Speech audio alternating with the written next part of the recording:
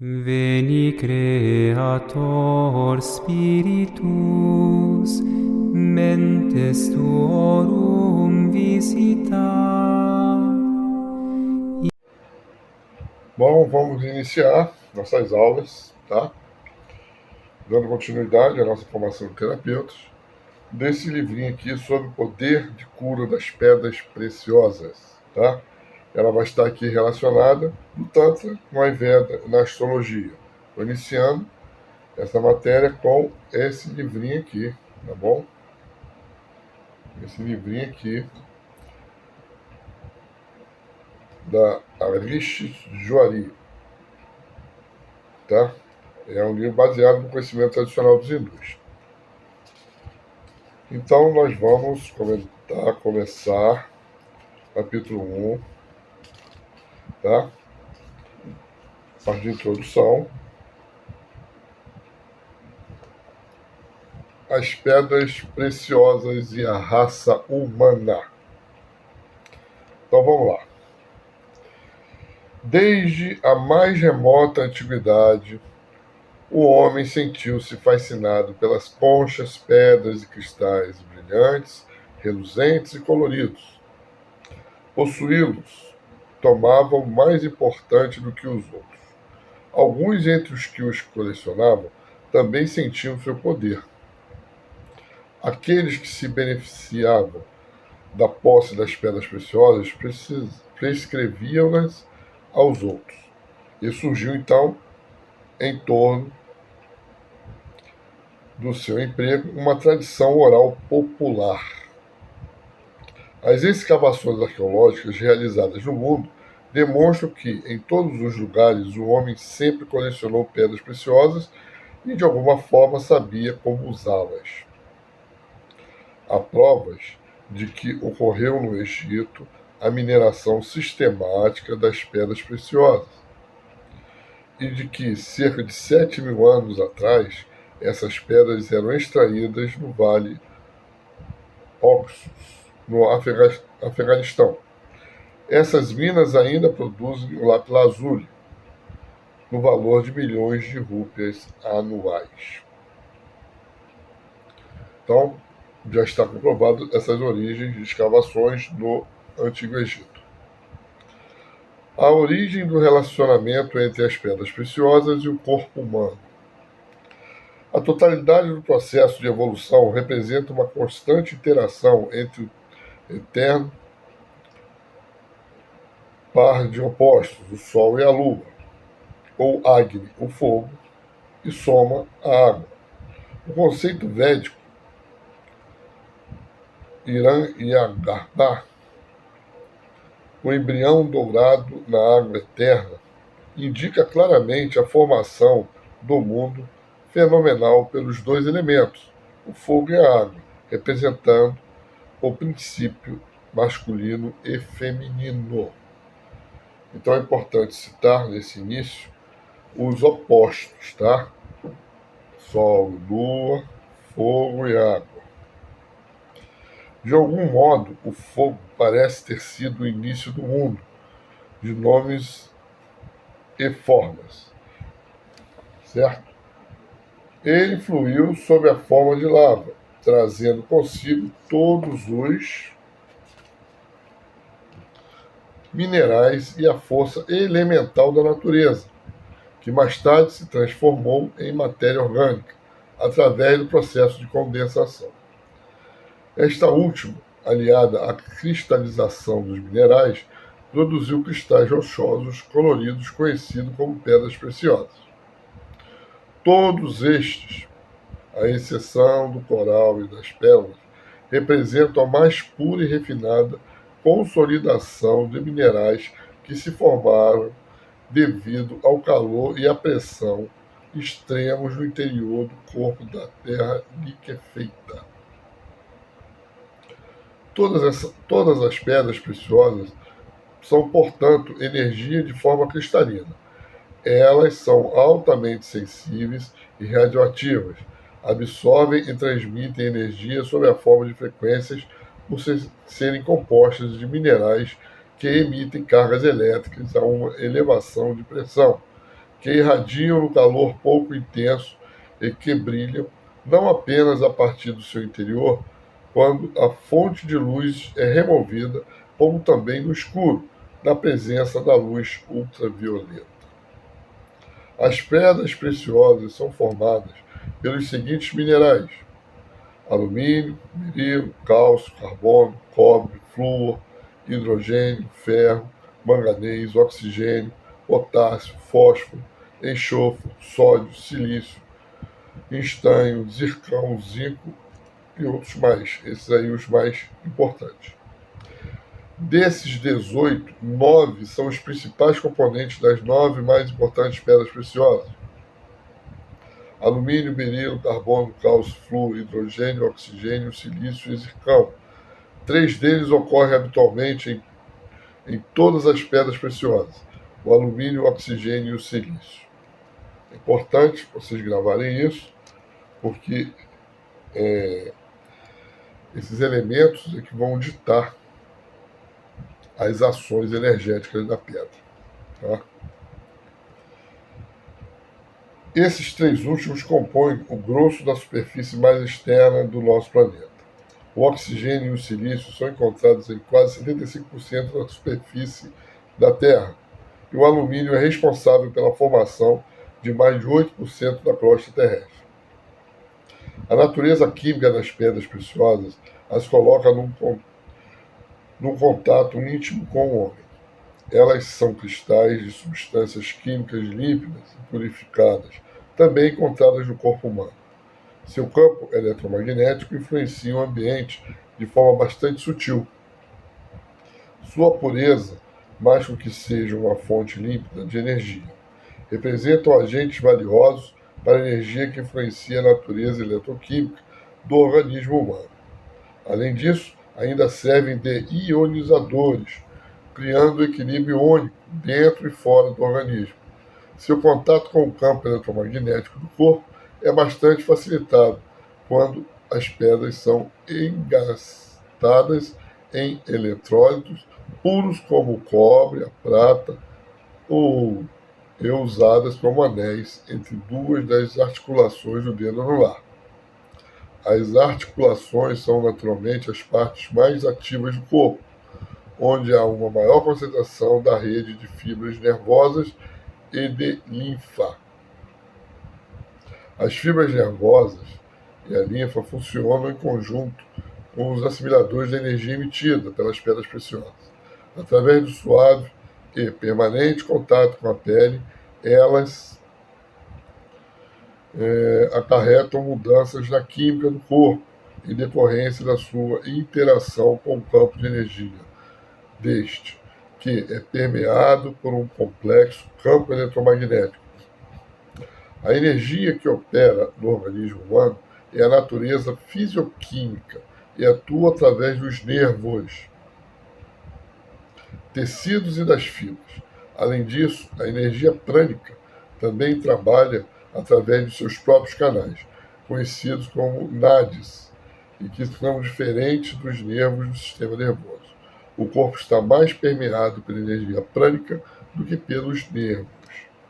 Bom, gente, a primeira importância disso tudo é saber que a limpidez é muito importante, saber os produtos químicos da pedra relacionada a determinada pedra preciosa ou semi-preciosa, e a junção dela com esses minérios, né, o ouro, a prata e o cobre, aumenta a sua capacidade energética. E também entender que as articulações, onde se concentra essa maior energia, vai transmitir melhor a energia desses minerais no corpo. Aí, claro, as outras aulas que vocês estão assistindo, né, da cura pelos cristais, né, pelas pedras preciosas, e o reiki, vocês já vão notar a conjunção, a união dessas práticas. Isso é a quinta dimensão, a verdadeira quinta dimensão em prática. Terceira e quarta, isoladas. Quinta, a união dessas forças, tá? Então vocês mais ou menos já têm uma ideia dos chakras, disso tudo, que são outras matérias que nós vamos colocar, porém, você começa a ver que uma coisa está correlacionada à outra, perfeito? Vamos lá. As pedras preciosas trabalham com os dois tipos de energia, a fisioquímica, ou seja, a eletroquímica, e a prânica, ou seja, a força vital, que sejam usadas como joias, que sejam ingeridas como pastas ou óxidos. Para frente nós vamos ver isso, elas também são ingeridas, nós vamos ingerir o pó dessas pedras ou utilizar a pasta delas, tá? E depois vamos assim, explicar melhor essa força prânica, tá? Essa maneira de abordar o assunto explica o processo de formação das pedras preciosas, como elas operam absorvendo e transmitindo frequências de luz e energia eletromagnética, sua capacidade de estabelecer o equilíbrio iônico e assim por diante, mas não a relacionar com o nosso eu emocional. Essa explicação não leva em conta a qualidade humana, o que nos torna mais fácil aceitá-la. Uma outra maneira tem origem no folclore, nas escrituras religiosas e da tradição. As escrituras antigas de todo o mundo sempre exaltaram as pedras preciosas como poderosos agentes de energia que influenciam a sina e o destino humano. Geram energia positiva e expulsam energia negativa, que produz a doença, o sofrimento e a psicose. As pedras preciosas também foram encaradas como geradoras de paz, prosperidade e felicidade. As pedras preciosas favoráveis ocasionam o reconhecimento, a fama e o poder, tornando ainda a vida mais fácil. No Rig Veda, o aspecto benéfico do uso das pedras preciosas é mencionado no 10º mantra do 19º Sutra da sexta mandala. Os Puranas, histórias indianas da antiguidade, através do seu método alegórico, falam sobre a origem das pedras preciosas, correlacionando-as com os vários órgãos do corpo humano e os 9 planetas do nosso sistema solar. Entre essas escrituras encontram-se o Devi Bhagavad,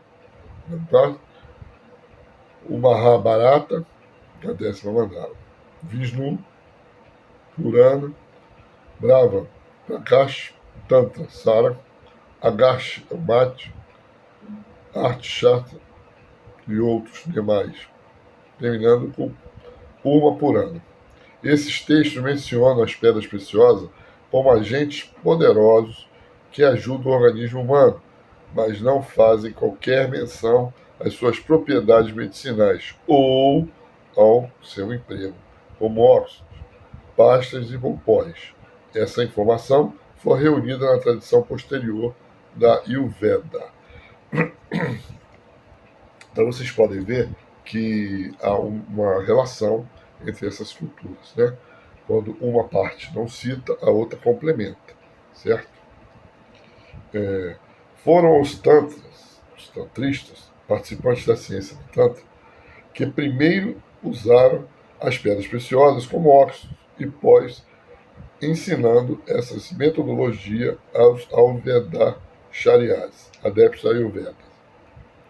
Mais tarde, os alquimistas tântricos realizaram uma pesquisa adequada sobre a natureza química, não apenas das pedras preciosas, como também do pó, pastas e dos óxidos delas extraídos.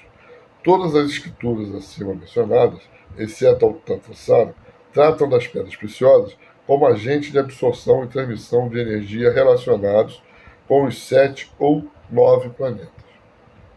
E também como objetivos decorativos que absorvem energia e produzem uma energia saudável para o corpo e a mente. Todas recomendam o emprego das pedras preciosas para ajudar a criar um ambiente favorável. certo? Os tantristas consideravam as pedras preciosas depósitos de energia divina e começaram a usá-las para entalhar objetos sagrados, imagens, rosários, talismãs, amuletos, pêndulos e assim por diante. Elas também eram empregadas na construção do chalk, padrão quadrangular usado para a invocação das divindades ou os novos planetas, tá? De mandalas e de recipientes para oferecer a água sagrada ou para guardar as oferendas usadas na consagração. Lingas feitos de spatik, mani, quartzo e com a pedra da lua ainda são populares na Índia. São encontradas em abundância nas lojas de antiguidades. Os tantristas acreditavam que os yantras esculpidos nos metais e nos rosários de pedras preciosas produziam mais rapidamente o siddhi, o poder de alcançar a meta desejada, do que um rosário feito de outro tipo de contas. À exceção do Rudraksha, que é uma conta especial obtida da árvore Rudra Shaksha, sagrada para o Shaiva, adepto do Senhor de Shiva. Certo? Oferecer pedras preciosas no culto do fogo é um ato puramente tântrico, e é bem possível que o emprego dos óxidos com braçar de alimentos consagrados seja a origem da gemoterapia. Perfeito? Vamos parar aqui e vamos entender o seguinte. Essa introdução é para mostrar para vocês a correlação entre planetas, entre as pedras preciosas, entre os metais, os minerais, os chakras, o corpo, e tanto o interior como o exterior do indivíduo. Lição número 1, a relação das matérias, ou seja, estudadas uma com a outra e aplicada em conjunto. Os terapeutas de quinta dimensão, os verdadeiros terapeutas de quinta dimensão, eles vão ter essa particularidade, tá? Isso é o que nós formamos aqui, essa união de energias, perfeito? No final do curso, dos ensinamentos, vocês vão ter o domínio de todas essas práticas para ser utilizadas. Quando elas são utilizadas individualmente, ela está numa frequência de terceira, quarta dimensão. Quando ela é utilizada em conjunto, ela está numa frequência de quinta dimensão. Perfeito? Então, até a próxima aula.